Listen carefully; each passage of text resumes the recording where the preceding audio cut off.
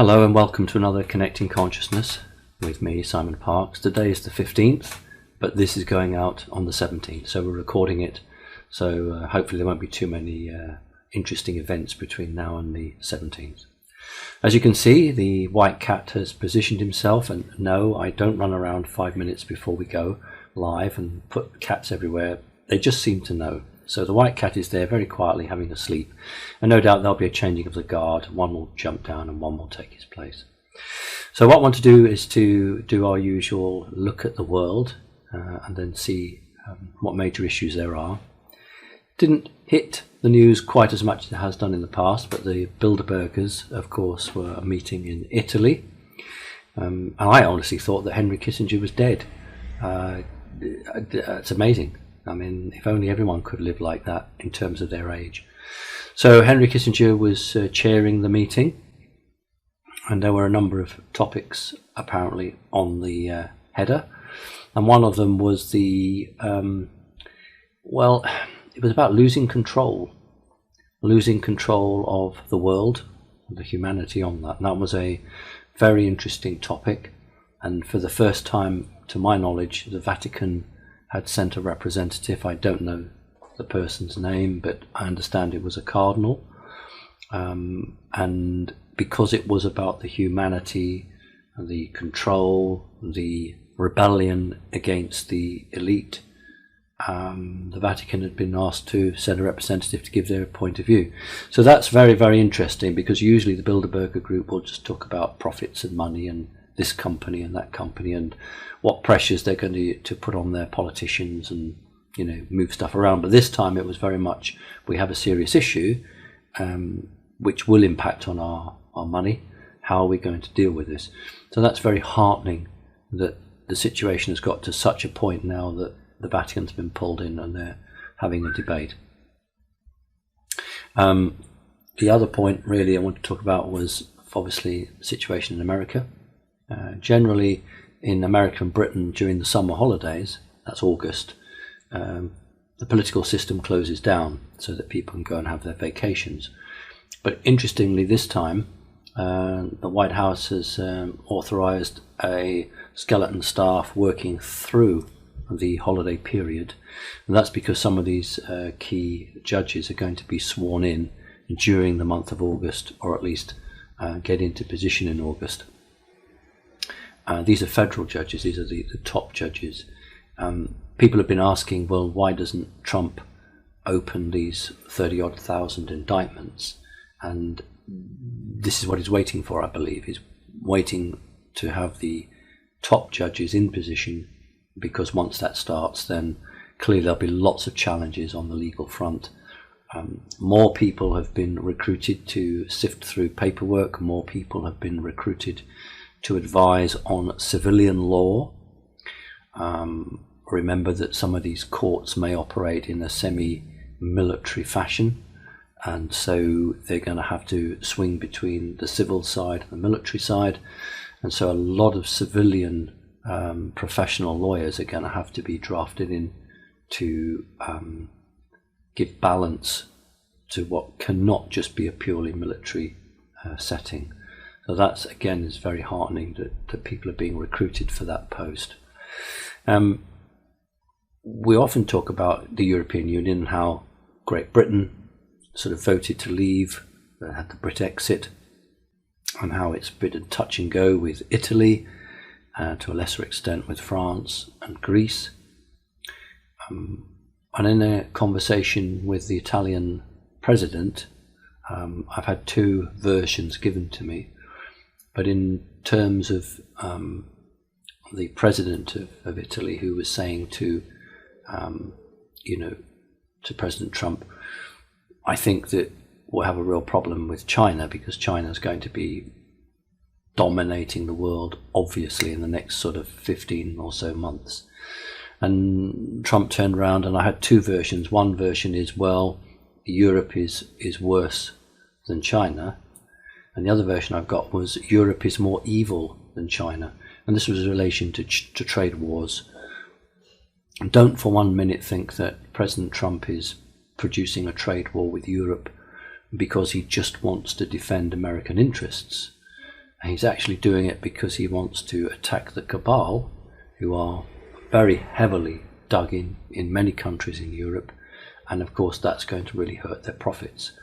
And so this is why certain people have been saying to Trump, look, let's all make friends and let's have the Chinese as our number one enemy. Trump's not going down that road, and that's quite interesting. We'll go on now with China, but we'll move slowly to Korea, because Korea and China are very closely linked. And on my website, I said that, when Trump had met the leader of the North and they'd reached some form of agreement, that wasn't a huge surprise to me. If you look back to some of the other radio shows or posts on my website, in November of last year, I was basically saying that this is where we would get to. And it's worth quickly looking at this. The established media were totally back-footed because they weren't receiving any information from the president. Trump was deliberately not feeding them information. Had it been Obama or Clinton, of course the media would have been sitting around the day before and been told the stories and working it all out. But Trump's not like that. That's why he uses Twitter, because he likes to circumvent the established media. And so when large numbers of foreign troops, Chinese troops, were placed along the border with North Korea, then the established media suddenly thought that this was because there was going to be a war between South Korea, with American support, and North Korea, and the Chinese troops were going to come in and fight with the North against America. And that was the line they were running, and as usual, that made it through to the internet, social media, and that was the story. And I'd actually put out in late November that there's nothing to do with that whatsoever. The Chinese troops were there to prevent the leadership of the North escaping, because China had finally had enough of Korea and had agreed with America that America could attack the North. That wasn't in any of the news, but that's exactly what happened. And that's what brought the leader of the North to the negotiation table, because the Chinese had finally turned around and said, we're not having any more to do with you. America is going to attack you. And in fact, I did put on my website that Trump had given the authorization to his military to attack. And that was made known. And that's why we have this situation where the first stage of a signing of a denuclearization is taking place. And it should be no surprise to anyone. Well, it's a surprise to those who read the major newspapers. But for those who've been listening to the alternative news, and particularly looking at the website and listening to these regular updates, it shouldn't be too much of a surprise. There was never going to be a third world war. It's not going to happen. It's not doom and gloom. This is something that could potentially end up with President Trump being nominated for the Nobel Peace Prize. Now, wouldn't that be interesting? People like Clinton, Obama, all those presidents who never got any sort of agreement between North Korea, South Korea, and the world. And it looks, we can't be 100%, but it looks like Trump might have pulled this off. Now, if he has, he will be considered for the Nobel Peace Prize. All the people that hate Trump for a political point of view, I don't mind people having a problem on his personal side, but from the political standpoint and the way he's conducted America has been actually pretty good. So that's wanted to talk about that. The other thing I want to talk about is all this business going on with Tommy Robinson. A number of people have messaged me asking me what my stance is, what do I think. Other people are coming out in favour of Tommy Robinson. A number of fairly high-profile members in the alternative media doing that. And they're doing it because they see that Tommy Robinson is exposing paedophilia. That's true, but there are certain points I want to make. First of all, the paedophilia that Tommy Robinson is exposing or trying to expose is not Kabbalistic controlled. It's not the elite. It's not the Freemasons. It's not the satanic. It was a group of Muslim people doing what happens all over the world, regardless of the race of that group. There are people that do it that are not part of a huge syndicate. They may be part of a group or an organization, but they're not trafficking people all over the world using corporations well-known names. Now that's the one point. But the second point is that people are jumping on this bandwagon and not actually looking at the man. So I want to tell you a little bit about Tommy Robinson. Tommy Robinson has several names. Usually when you're running away from the police, you tend to have lots of different names. He wasn't born Tommy Robinson. He was born Stephen Christopher Yaxley Lennon. He also has another name which was Andrew McMaster, and another name which is Paul Harris. In 2005, I'll just call him Tommy Robinson, but that's not the name he appears on in court. In court, he's called by his real name, but we'll call him Tommy Robinson. 2005, he attacked his girlfriend. He punched and kicked her, violently assaulted her, and her name was Jenna Voles. It was such a vicious attack that neighbours called the police. The first police officer on the scene tried to get between Tommy Robinson and Jenna, and he was punched and kicked by Tommy Robinson. He was finally arrested and charged and sentenced to 12 months in prison for assaulting his girlfriend and 3 months for assaulting a police officer. So that's the first thing. This man beats females. So before you stand and start supporting him, I want you to think very, very carefully about that. And this is all in the public domain. You can go and find this. It's regularly there. Did you know that Tommy Robinson was also a member of the British National Party, which is, for those of you who don't know, that's a far-right extremist party. He was also a member of the football hooligan of Luton Town Football Club. He's known by many police forces in this country, Great Britain, and on the continent and in Europe. Europol apparently was also aware of him. Europol is the replacement to Interpol. He founded the English Defence League, the EDL. And this is again another far-right extremist group. Now, whether we are bothered about his politics, whether he's incredibly communist and left-wing or incredibly right-wing and fascist, maybe that actually isn't important. And maybe the fact that he was trying to out paedophiles or alleged paedophiles, maybe that also isn't important in the sense that it doesn't matter whether it's Kabbalistic or not. Maybe we just do it anyway because it's wrong. That I can all accept that. Okay, what I can't accept is the manner in which he did it. You don't stand on the court steps while the defendants and witnesses are going up the steps to go into court to testify, and you are trying to ask them questions about that case. That's called contempt of court, and that is why he went to prison, because he was acting in a way that could have jeopardized that court case. Even if you're not bothered about that, what you surely will be bothered about is the fact that he was punching and kicking his girlfriend. Because no matter how much a domestic argument may get into, we should never use physical violence against a female. Should never do it. Shouldn't use physical violence against a male in a domestic, but 99% of the time I guess it's the woman that gets beat up on.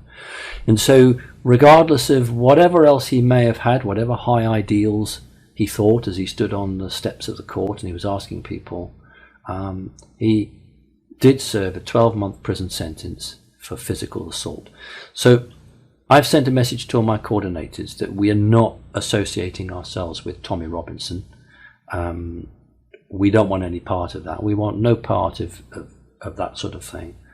I strongly suggest people who are interested in combating paedophilia, combating child trafficking. If you look on my website, you'll see a special section there which you can click on, which will take you to some wonderful videos created by Sasha Stone, who had some high-ranking whistleblowers and people with a great deal of legal expertise sit for a number of hours calling witnesses, and this is all alternative media, the official media so far refusing to run with it. What a surprise.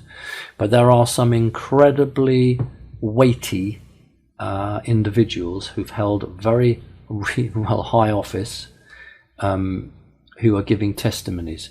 Now, this, I think, might well be something that, from a British point of view, cracks the door open and begins to get justice for what's been going on. So rather than waste your time with a wife beater or a girlfriend hitter, why don't you check the website out, look at Sasha Stone's stuff, many hours of incredibly vital videos there, and get involved in that. So that's really what I wanted to say on that. So with that, we shall ask Becky to start with the first question, please. Okay, thanks. And just to say that Sasha's, the group that he's formed is the International Tribunal for Natural Justice, the ITNJ, and also Ronald Bernard, the ex-Illuminati banker. He's given a very moving testimony as well, so it's really well worth checking out. Right, so did Sasha interview him then? It was part of the people giving a testimony to the whole board. So that's quite useful then, because I'd forgotten that, if I ever knew that one. So that's a level at which Sasha's been able to bring people over to testify. So if you have an interest in how the world elite control, and part of that satanic control is child trafficking, then spend a few hours listening to the videos over the next week or so. All right, thanks, Becky. Okay, thanks.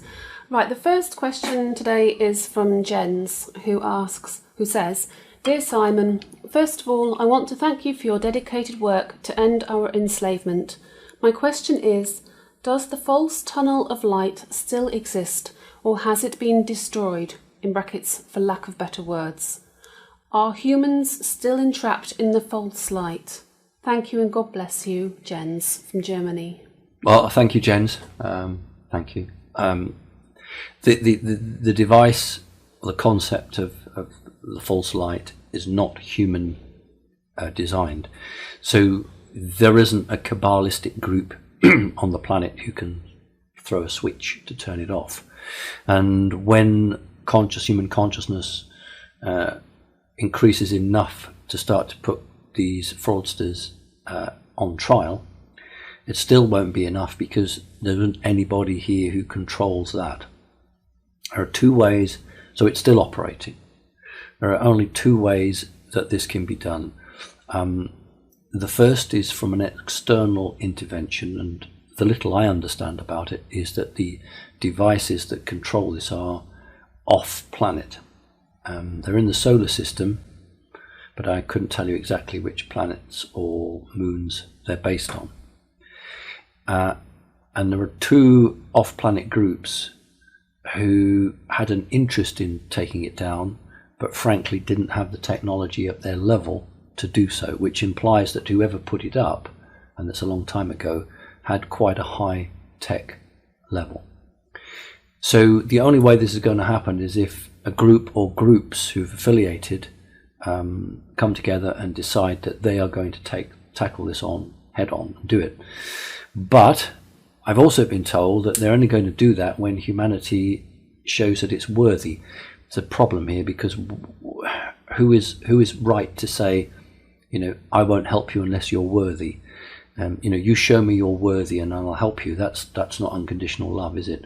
I think what they're saying is, if we release you from this trap, your development will skyrocket. And unless you are capable of managing and controlling your own affairs, we're not really happy to put you in a position where in 150, 200 years, you will have outstripped some of the lesser ET races technologically. So there's that debate to be had. The other debate is that when humankind naturally evolves into the fifth dimension, then we circumvent the trap anyway, because of the way that the planet is also evolving. So there are the two routes. So the answer is, unfortunately, it's still very much alive and still operating. Thank you for your question. Okay, thanks. This next question is a series of questions by Benjamin. I think, having read it through, I'll read it all out and then we'll take each one at a time. Okay, thank you. Okay, Benjamin says, I have a question about the event. Will every living creature and nature be upgraded? What will life be like for them, or will it be nothing has changed? As humans are meant to become telepathic... Can I just take that first question? Okay. Because I can't... Okay. It's very complicated. I do have some doubt here. I think only the Creator fully understands it, and the planet Earth. I've got some handle on it, but I don't think it's 100%. In fact, I'm sure it's not 100%. Humans have a consciousness in a way that no other animal on the planet does. There are some that come close, but humans have a consciousness that no other animal has. So humans are the animal of choice. They're the ones that matter in terms of the development and the choice of that. However, there are other animals and plants that operate within their own confines, and the more primitive the organism, the narrower its confines. But if it operates within the confines, one has to ask, does it have choice? Does a plant have choice? See, humans have a great deal of choice within the confines. The confines are wider. Like my cat sitting on the table, he has a choice, but is that choice completely controlled by nature or nurture? Is it his primitive instincts, or does he actually have free will? So my understanding is that humans will be the ones that move forward, but the world that they take with them will be the world that they exist in. So it's almost like a replication. So you can't just go from the world we have, the three-dimensional world, onto a world that's totally different. Because a fifth-dimensional being still has a physical world. Those people who truthfully have met the Palladians, we know that because they're fifth-dimensional, they're flesh and blood. They fly a spacecraft that you can tap your hand against. They have home worlds which have rocks and vegetation, plant life. And so it is very, very, very, it's solid, it's real, it's not an energy world. But having said that, there are a number of aliens that I've spoken to that don't have cats and dogs. They don't have pets. They have no concept of them. They absolutely have no concept of a cat, a dog, a horse. And they will often say, unless they've been schooled before they come here, what is the use of this creature? What does it do? We don't understand what it does. And when you say, well, it's a companion, I love it, and they just don't really understand that. So there are some worlds where there are no animals in the sense that we have an understanding of. So I think what will happen is that a group of people, and I couldn't tell you how many, are going to go to the fifth dimension, pass through the fourth quickly through, and they will take with them what is their world. And when they arrive at where they're meant to arrive, they will replicate that world, but within a completely different energy setting. So there are those souls who have incarnated in whales, dolphins, lions, tigers, bears, horses. I see no reason why they can't also come through. Thank you for your question on that one. Okay. So it says, are humans meant to become telepathic? Will it be easier to talk to nature and animals? That's a good way of a different way of looking at it.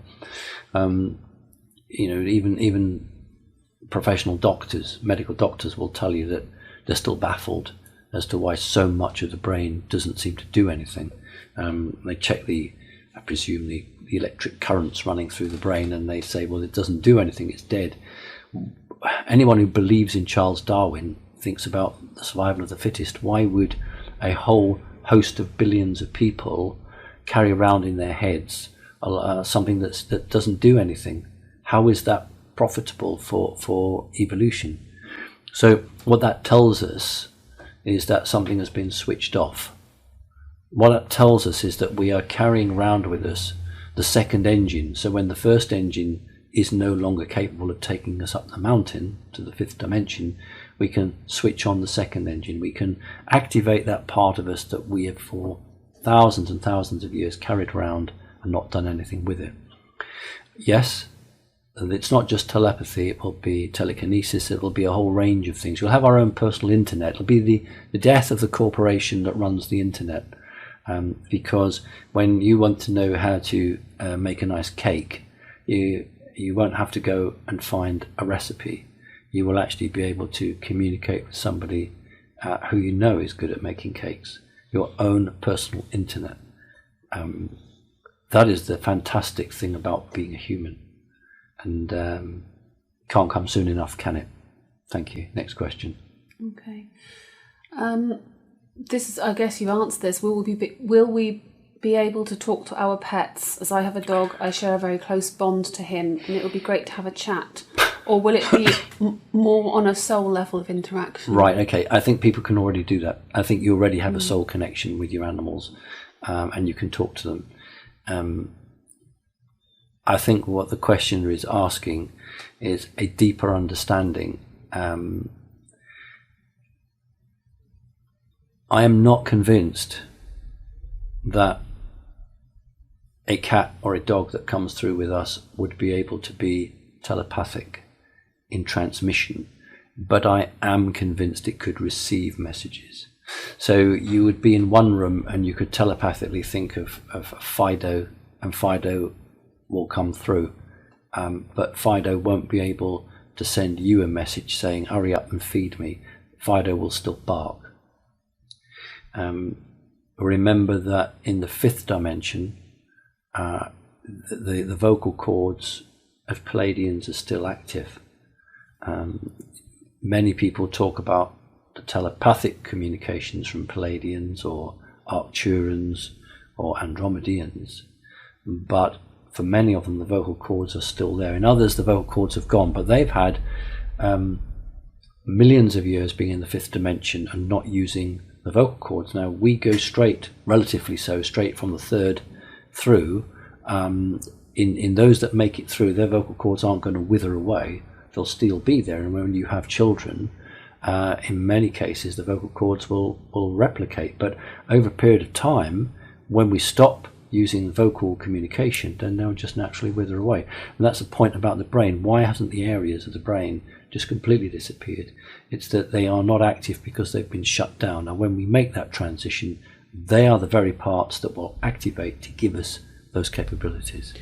And will that be connected to activating parts of our DNA that is supposedly junk DNA? Right. The term junk DNA was a term given because genuinely they didn't know what the heck to do with it. And B, they didn't want intelligent people looking at it through electron microscopes or doing mathematical understandings of it, because the fear was that they would then come up with an idea that actually junk DNA wasn't junk at all. That's the clever word, isn't it? Junk. But like junk food. It's literally about material that is waiting to connect. This is part of the connection. It's what we're waiting for. Yes, it is part of the reconnection. Connecting up your strands of DNA are the most important thing for evolution of the individual.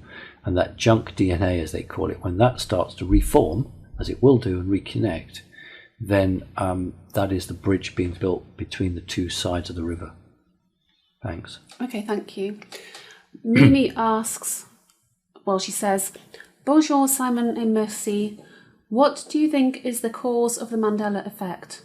Only a few percentage of the people notice the small differences. Is it the same percentage that the people who are awake? Do these people go to another dimension so they can note the differences? Right.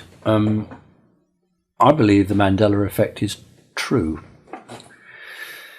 No, not all people who are awake and aware are capable of that, because it's a specific element of energy that occurs in a specific field, And only if you as an individual have come into contact with that through any time in your life, through your time stream, would you be awake to it.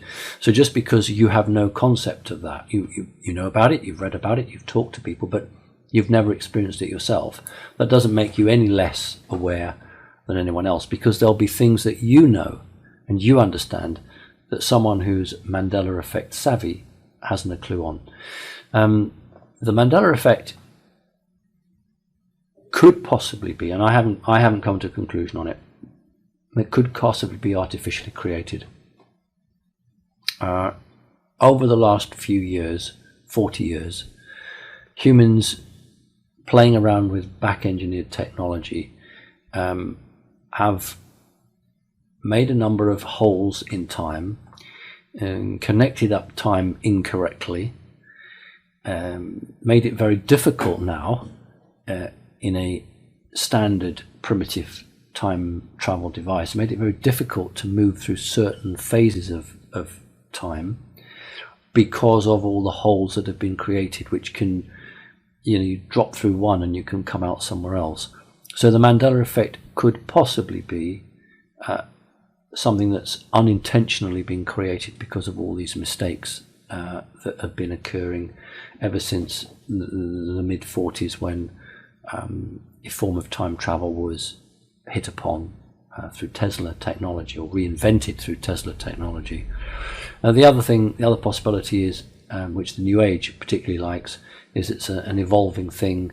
As people are ascending and evolving above other people, they are catching up. If we think of time as a figure of 8 or an elliptical, then they're somehow picking up on that. That's also a possibility, but at the moment I'm favouring some form of mistake that's occurring. We've had some fun conversations around products of Tate and Lyle. I absolutely 100% remember as a 5, 6, 7, 8, 9, 10-year-old child being at my grandparents and taking down a tin of Tate and Lyle's syrup, a big green tin with the gold writing on it, about 2 or 3 different sides, very hard to prise the lid off. I can't see Tate and Lyle anywhere now. It doesn't say that. It says something completely different on the front. It doesn't say Tate and Lyle's golden syrup. And I've gone and looked on old videos, old adverts. I've looked at things in old cupboards, storehouses and things like that, and it never says Tate and Lyle. So you would think on that, okay, well, I'm obviously wrong, I've got that wrong. But I don't believe I have.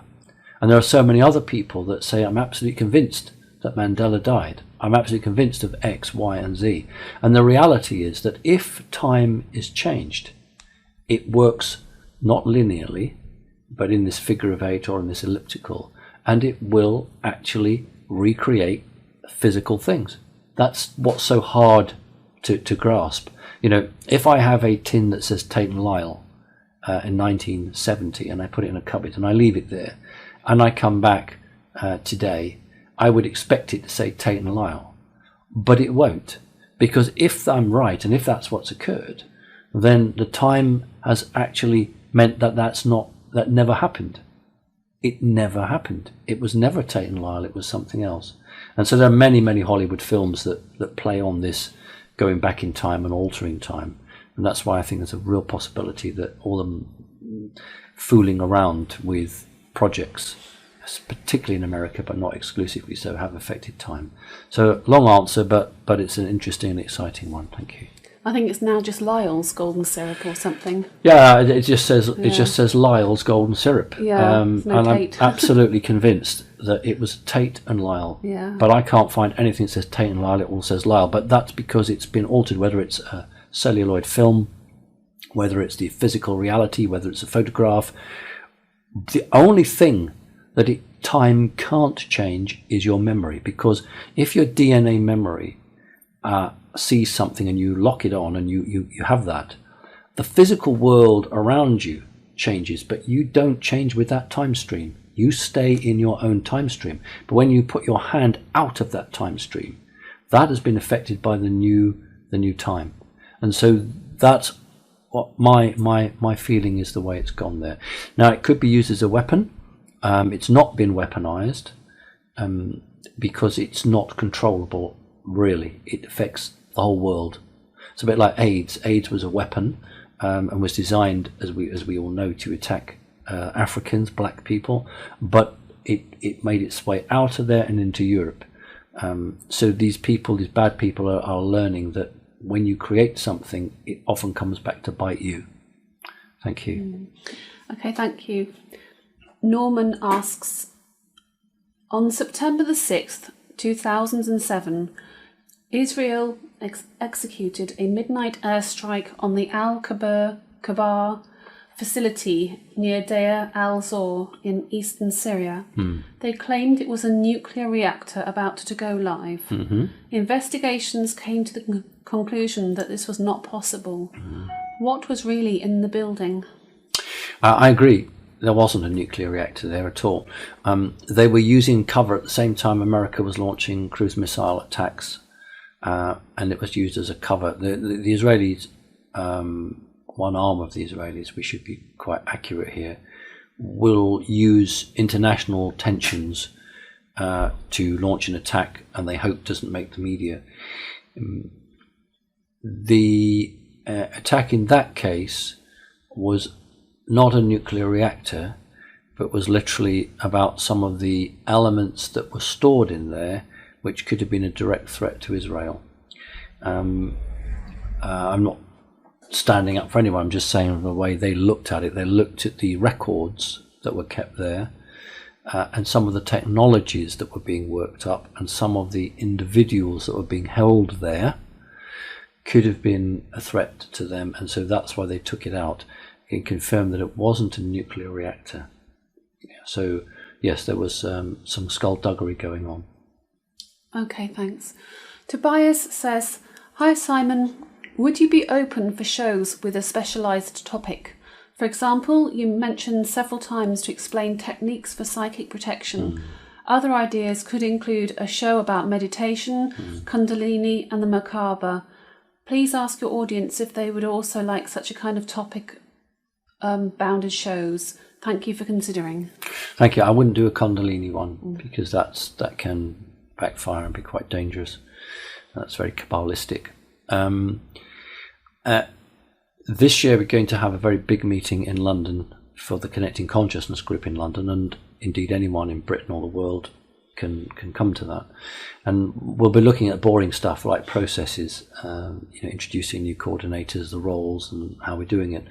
But also it's the establishment, which we started now, of a number of subgroups within Connecting Consciousness, and one of them is sort of J.K. Rowling's Harry Potter's defense against the dark arts. I really love that.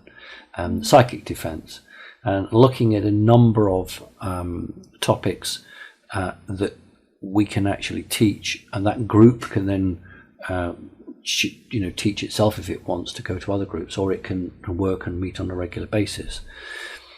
To place them out on the video for worldwide distribution wouldn't be helpful, because there are a certain number of rather bad people who would see the techniques being taught and would then put into place a counter operation.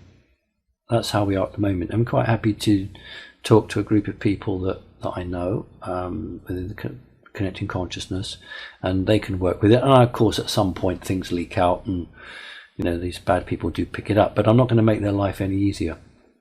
I certainly think the meditation one is really good, but there are a number of topics which we could do, but I actually think there are probably, in terms of meditation, there are probably people more suited than I, qualified in terms of academia, but qualified in terms of capabilities to meditate than I am. But there's no reason why I couldn't facilitate that, give it the airtime, and work with that. So I think that's a really good idea, and probably I'd look at the back end of this year, fall, autumn time, because then I think we'll have certain things in place, and we would have more time to study that and make that go. That's a great suggestion. I think I'll follow it. Thank you. Okay, thank you. John, who's an MD, asks, what are your thoughts on the Urantia book? I know it was difficult when I get asked questions that seems to be such a hot topic with so many people, you know, those that are violently for it and violently against it, and those that are not. I'm going to be quite quick here and say that many things carry truth, but many of them don't, or at least they're mixed. And anything that's channeled, I do have an issue with. I always have an issue with channeling, unless I've met the channeler, the individual, and I personally then could be assured that, you know, that the control systems or the safety things were in place, that what was channeling was right. But so many times where I've had people talk to me about their channeled experiences, or they've written down books, when you look at some of the numerical sequences or the numerology coming through, then it's Kabbalistic, it's satanic. You know, anything that repeats the numbers 3 or 6, it's not organic, it's not pure love and truth, it's not of the earth. The earth was third dimensional and had nothing like Satanism. It didn't have any of that. That was imposed on it. And so when things are channeled in and they are of this fourth dimensional Kabbalistic material, then I'm very, very, very conscious that that's something that I'm careful with. So I'm not going to say the Urantia book's right or wrong. I'll say it contains truths, but I'm somewhat wary of the objective of it. Thank you. Okay, thank you. Eddie says, hi Simon, thank you so much for everything. What is the status of FairX barter system? It seems that the banking system just keeps on going. I'm hoping for a fair alternative soon. Yes, aren't we all? The banking system only suits those who created it in the first place. The banking system keeps going because a few small people are working overtime to maintain the system, because they don't have another system. If I talk about the 1929 Wall Street crash, that was an artificial crash designed by them so they could strip companies, make a lot of money, and so it goes on through history. Most of these crashes have been artificially created so that a small group of people can clean up afterwards.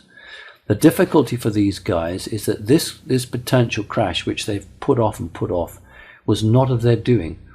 That is why there isn't a crash at the moment, because they know it's not one they're controlling.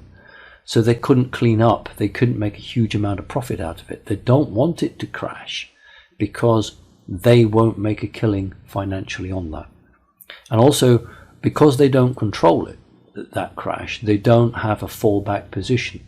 And if they don't have a fallback position, they realize that the world that they have created, the world that they inhabit, could disappear not overnight, but relatively quickly. So they've done everything they can. Now the question on FairX was a difficult one. Not difficult because I find it difficult to answer, but difficult because it's a great shame. I'm sure many of you know I've worked very closely with Win Keach, and we'd been on the FairX program for 3 years. And it became very obvious that Win wasn't capable of bringing in a serious funder. Yes, people had donated for FairX here, there, and everywhere, but there was very small amounts of money and would never launch the project. And after nearly 3 years, Win hadn't brought in a single serious funder. So I thought, okay, it is his project, but I can't stand by any longer. I will go out and find a spiritual businessman who is prepared to get behind this and make this work, because we owe it to the planet. We've got to do this. And I did. I found a spiritual businessman, and I said, look, it's not my project, but I'll act as the middleman and put you in touch with Win. And this businessman paid for Win to fly out. He lived abroad in another country, and he paid him to fly out twice, and had a series of meetings. And there were 3 technologies that Win and I had been interested in. They were Wynn's technologies, but he had shared them with me, and I very much understood them, how they worked. And this businessman offered to buy these 3 technologies and then distribute them to the world, which is what I wanted. And I'm sure that's what Wynn wanted. And that's, for me, was what we needed. So an amount of money changed hands. The spiritual businessman gave it to Wynn. Unfortunately, the situation occurred that the spiritual businessman felt that he had been cheated, that he didn't receive what he'd paid for, and went to the Supreme Court in his country to get a judgment on it.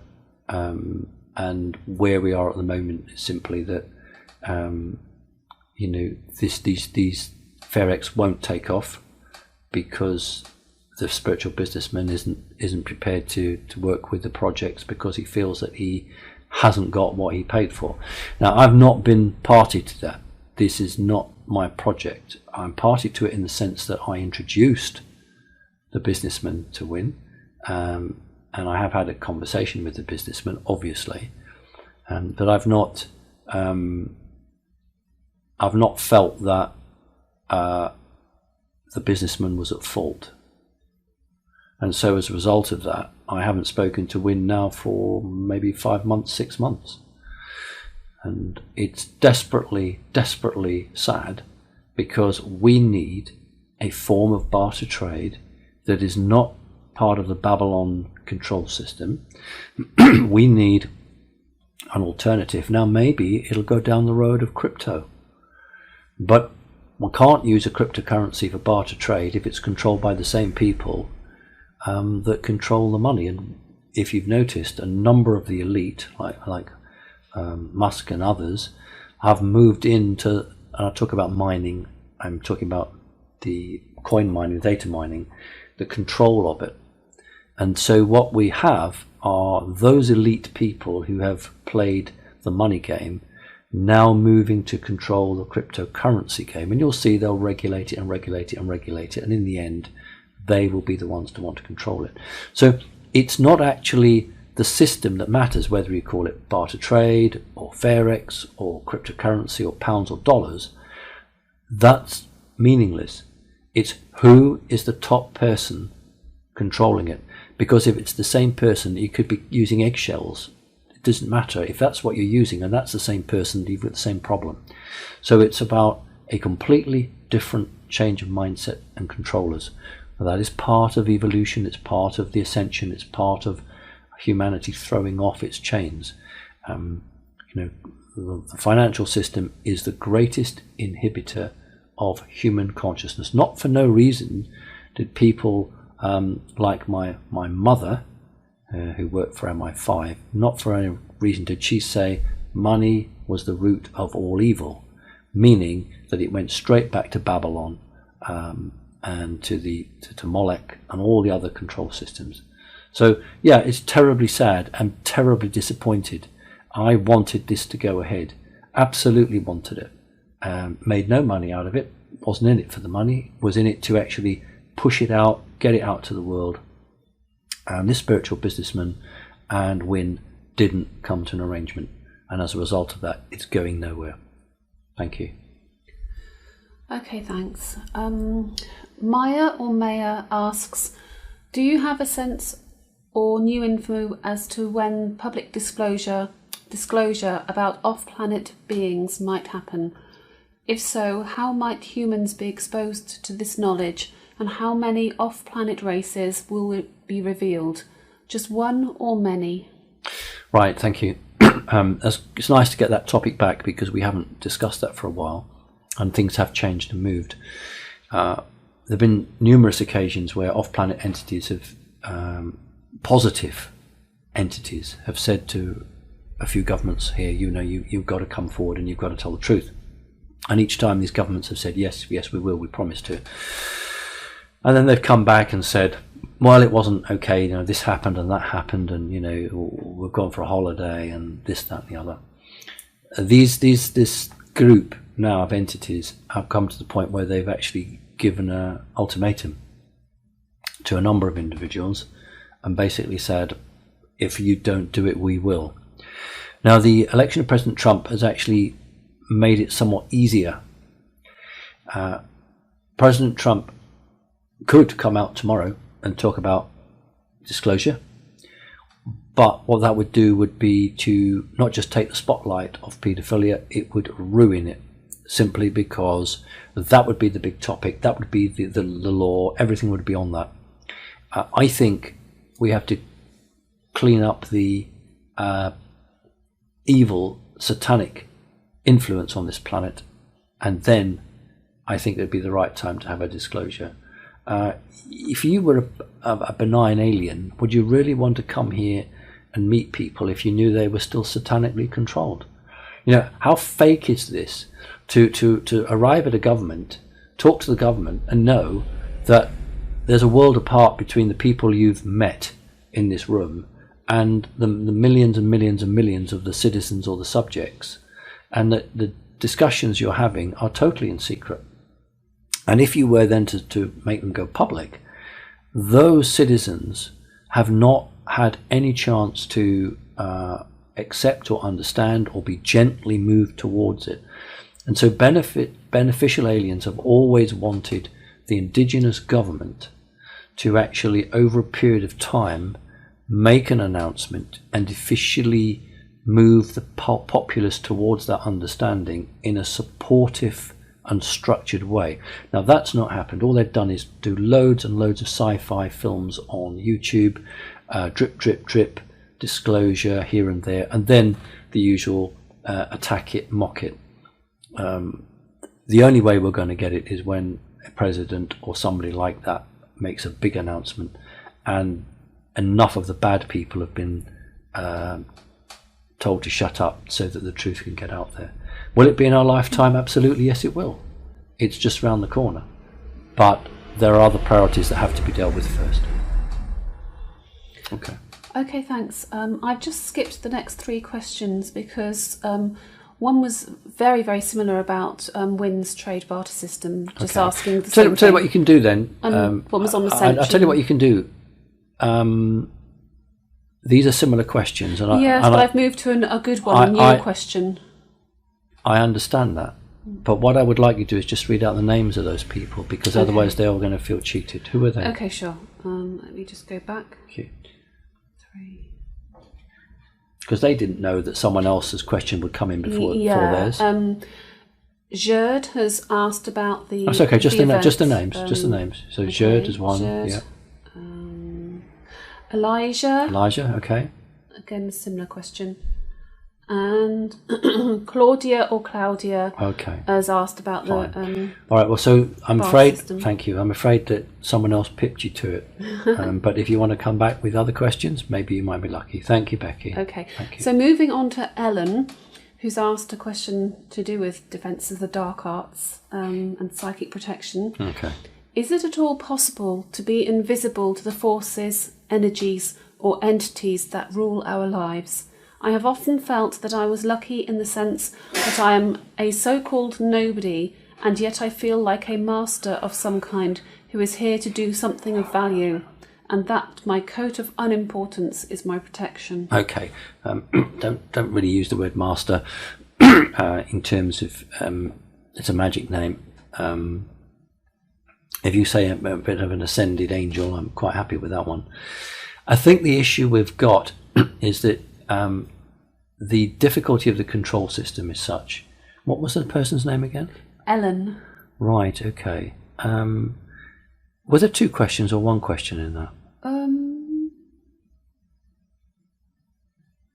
Is it at all possible to be invisible to the forces, energies or entities? Okay, so often somebody will say to me, I keep my head down, I'm invisible from the agencies, or I'm invisible from this.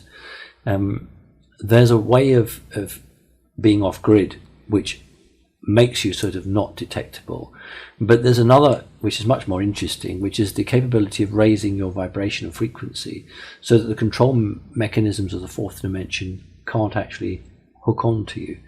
So there's the physical, I'm invisible, semi-invisible to the establishment. they can never be 100%. But there's the other one where you can spiritually evolve and psychically evolve, so that the satanically operated fourth dimensional traps or observational devices, shall we say, fail to detect you, or they begin to malfunction. So that is a much more interesting way. And as those humans on the planet begin to start pushing out of the third dimension, then the systems that have been put in place to track them or trace them will increasingly fail. If you're here to do some good, then you've got to make sure that you're protected one way or the other, because as soon as you step out onto the freeway, some bad guy will try and knock you down. So you have to make sure you've got protection. It might be 3D protection, like President Trump. He has his generals absolutely protecting him with the military, or we could have somebody being protected from off planet, or we could have somebody who has raised their vibration to such an extent that they're immune to most of what goes on. So before anybody does anything, then please make a method to protect yourself. Thank you. Okay, she just finishes off by asking, what might I have to offer in this context? According to my horoscope, I could have become famous, they say. Okay, well, I mean, Picasso was famous. Can't really hold a painting up to protect ourselves. So what is fame? What is fame? Fame is your name in lights living on. The people that built the Great Pyramid, they could be famous, but we don't know who they are. Only you know what you are capable of. Only you know what you should be doing. Hopefully you have an idea why you came here. It's not for others to say what you should or shouldn't do. It's for you to say, this is what I want to do. It's for others to help you, maybe, to realize your potential. Sometimes it's a physical method that needs to be, a barrier that needs to be removed, or something like that. Sometimes it's coaching skills or mentoring skills. But ultimately, every individual on the planet, he or she must choose what they want to do and then set upon a course how to do that. Thank you. Okay, the hour's nearly up. Did you want to No, we're going to go on and do a bit more. Oh, okay.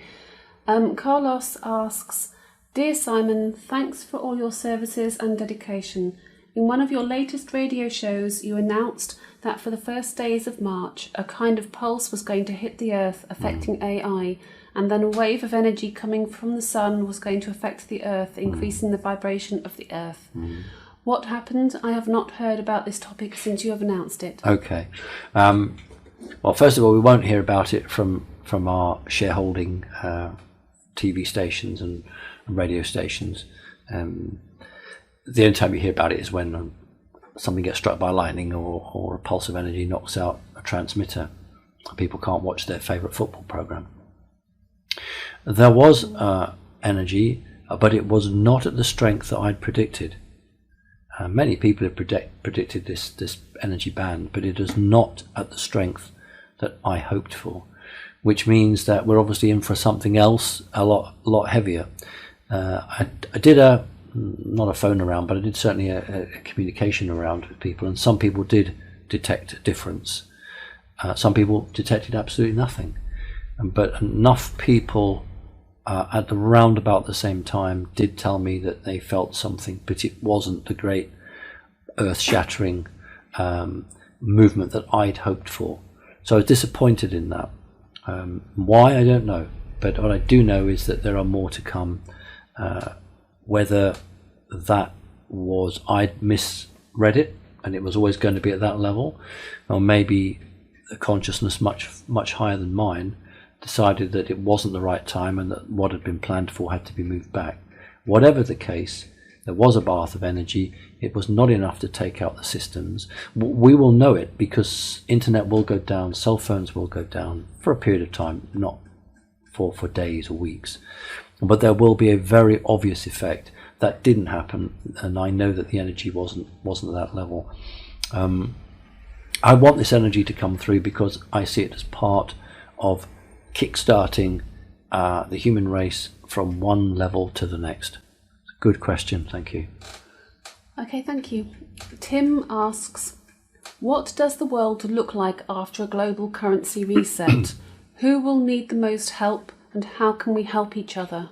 Well, people in India, you'd think the poor starving people with very little would need the most help. Actually, they won't, simply because they have managed to get by on barter trade anyway. Large numbers of people in developing worlds who don't have access to banks, don't have bank accounts, because the banks aren't interested in people who earn just a few pennies a week. They don't care about them. So they had to survive, and they just do what they did in the medieval times or the primitive times. They barter and trade. It doesn't mean I'll give you a loaf of bread for a chicken. It might be I'll till your land, or I'll do this, I'll look after your old sick mother, or I'll do this, etc., etc. So in a currency reset, actually to them it won't be a huge difference. The difference will be in the automated, technical, mechanized Western world, which runs everything from the ability to access money. You know, it's been a number of years now where you daren't step out of your door confidently unless you've got money. You daren't. And that's the way, you know, even if you're going for a stroll in the park, you better take some money in case, you know, the kid sees an ice cream or a hamburger, and you can't go out without money. The control system is huge, and the only way it's going to be replaced is with a westernized reset. That might be an Eastern reset, because you might have China, Russia, etc., having one type of reset, the West having another. With President Trump, it's all out the window. We really don't know now. I understand that the US has managed to claw back enough gold to potentially launch a currency. Do you remember a few years back, the only metal they had in any sizable amount was silver? Well, Trump and the generals have been working overtime to maybe make a combination of gold and silver. But that isn't a barter trade system, that's a reset. That's an economic reset away from the Fed, away from that type of profiteering. That's not what the question is asking. The question is asking about a break from that system. I've always felt that humanity had to transition gently from a Kabbalistic, satanic controlled money to a true barter trade system. I don't think you could go to bed Sunday night and then Monday morning wake up and do it. It has to be gradual, and maybe cryptocurrency, maybe a decent form of intermediary exchange is what we have to do. But it's about breaking the satanic control over it. It's a very good question. What I'm going to do now, I'm going to read out my list of people who've been so kind to send me whatever they could, and then I'll take a couple more questions after that, and then we'll wrap it up.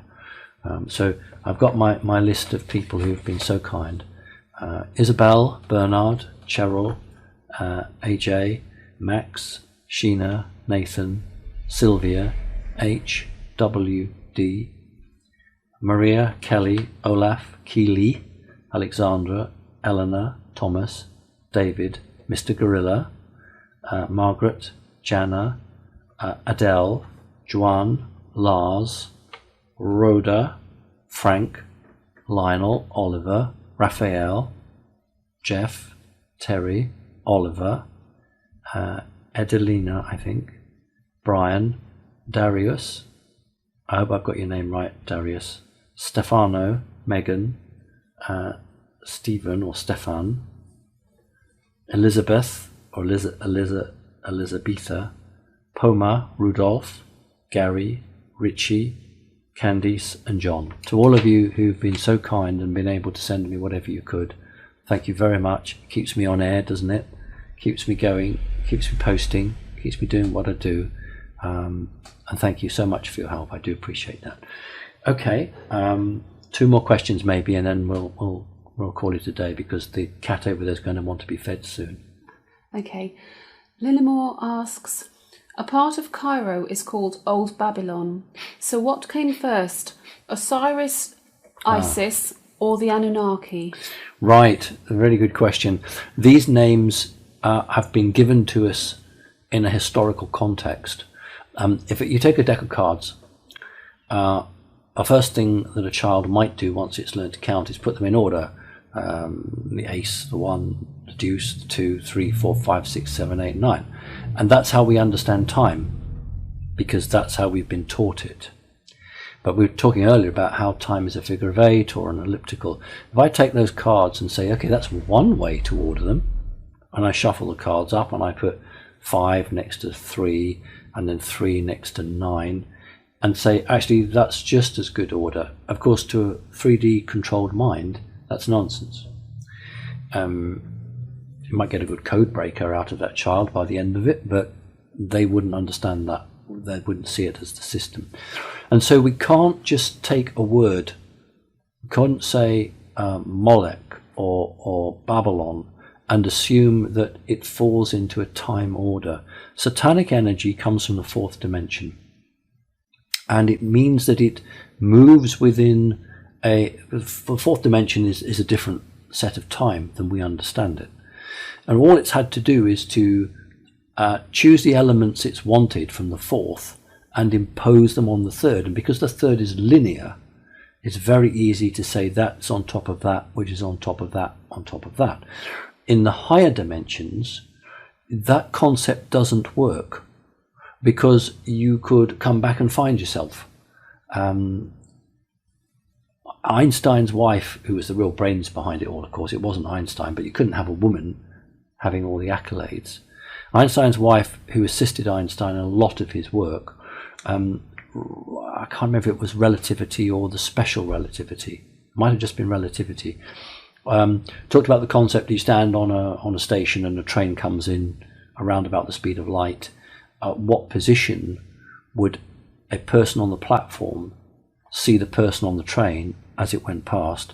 And if a person was on the platform, what position would a number of people on the train actually view? Would they view that person at the same place on the platform?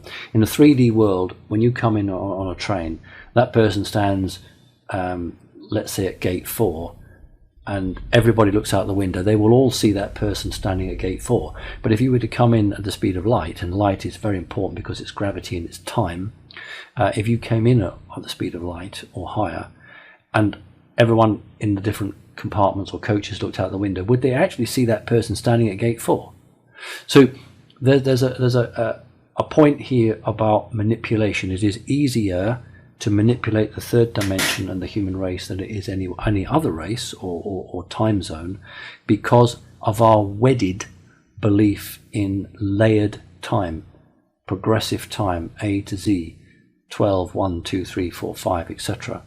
And so when you get a name, it doesn't mean because the history book said that Egypt was this period and Mesopotamia was that period and Sumeria was that period. Names have been going for hundreds of thousands of years. Those fake gods or gods have been going a very long time. So it's a very, very interesting question. No one's asked me that before. You just have to ask yourself which feels right here.